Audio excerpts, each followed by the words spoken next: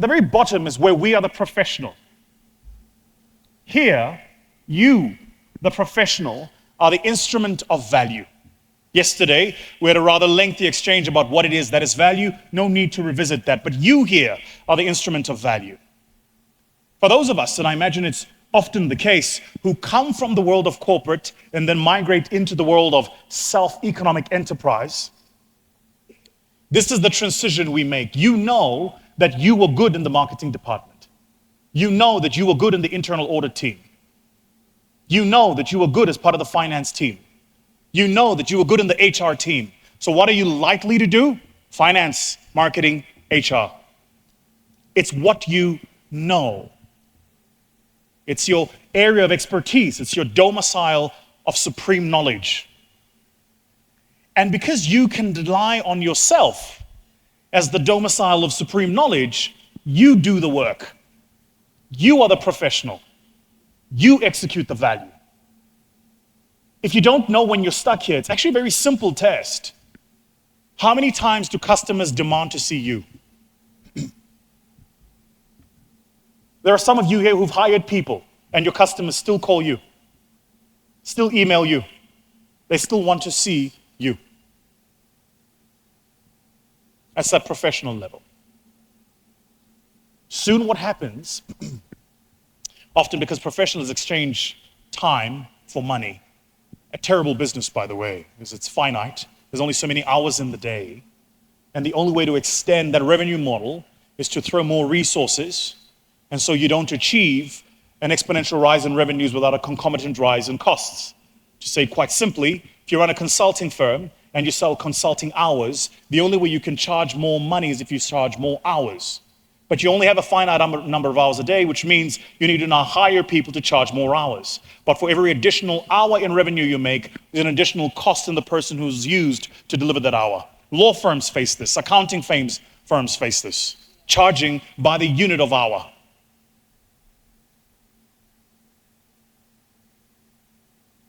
So the question is, how do you make the shift from unit of hour to unit of value?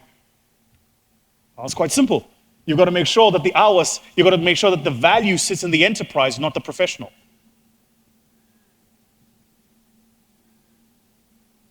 Notice we haven't spoken any numbers yet.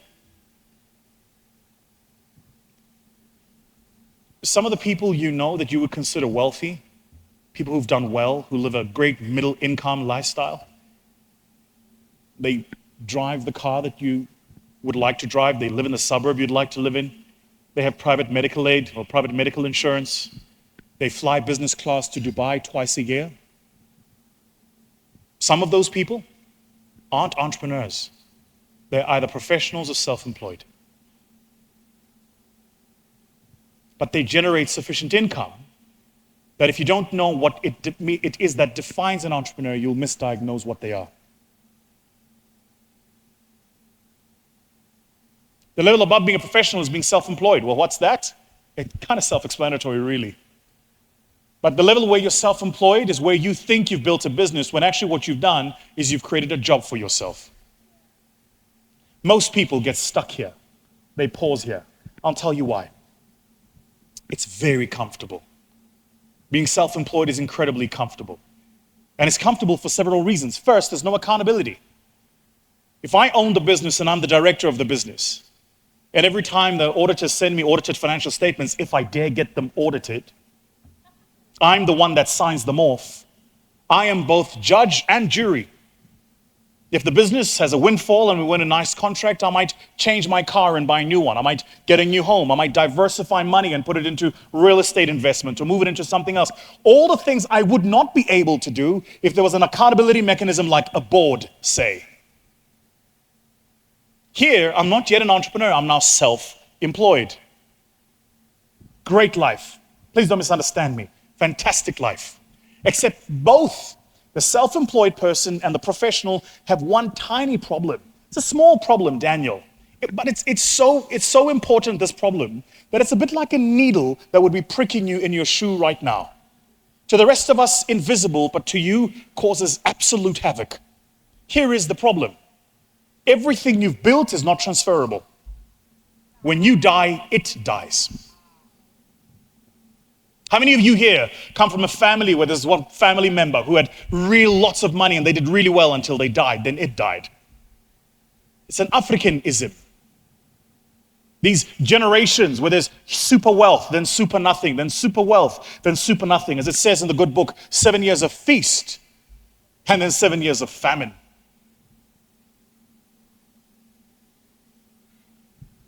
The trick here is this. We will all almost certainly start from either one of these two levels. But unless we know what we are aiming at, we will get stuck at these two levels. The difficulty is the following. The allure of running a business that is profitable, generating free cash flows, returns decent amount of money to me as the founder without any accountability is incredibly sticky. It's why you hear entrepreneurs say things like, I want to be my own boss. Newsflash, when you become an entrepreneur, you're definitely not the boss. You're the servant. You're many things. Your own boss is not one of them. You ever notice how the higher up you go, especially those of you here who are in the C-suite, have you noticed how the higher up you go, the more problem solving you're doing? How many of you here are suffering from decision fatigue? You know what decision fatigue is? By the end of the day, you've made so many decisions that just making a decision to cook is exhausting. The reason is here that you have not created sufficient systems, processes, and structures that they can automate decisions that are low barrier and low impact. So every decision is for you to make. You're making a decision about which bank to take what overdraft facility from, and then immediately after that, making a decision about which brand of tea to buy for the office. These decisions shouldn't even be in the same parameter. But because you've built this business and you want the power, I got the power. Because you built this business and you want the power and you want to be important, you want to be irreplaceable, you've not distributed the ledger of decision making. You think you've created freedom. I have news for you. You've built a prison for yourself. It's just in a beautifully gilded gold cage. It's glorious. It's gold. But it's a prison. It's for those of us in the room who want to take a holiday, but you can't.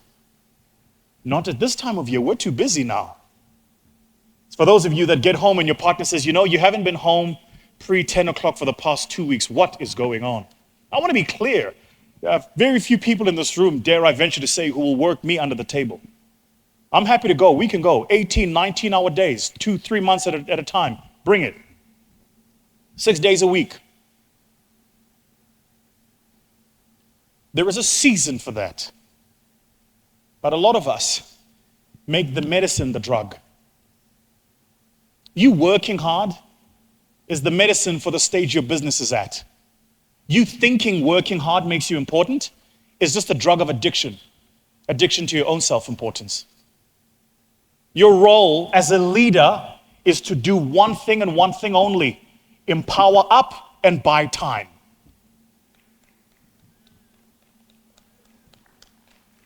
Empower up and buy time. Because what is the one finite resource none of us can manufacture? Can't manufacture it. There is no factory in the world that makes it. Can you imagine that? Of all of the scientific advances we have made in the world, we have not yet made the machine that makes time. The machine where if you go to the doctor and he says you got cancer, you've got 3 months to live, you can go and buy those units of time and extend by 50 years. We still haven't done it. We've got machines now that desalinate water. We've got machines now that plant trees inside buildings and create oxygen. We can make the stuff to drink, the stuff to breathe, but we can't make the stuff that buys us time. You miss your child's recital, that's it, you've missed it.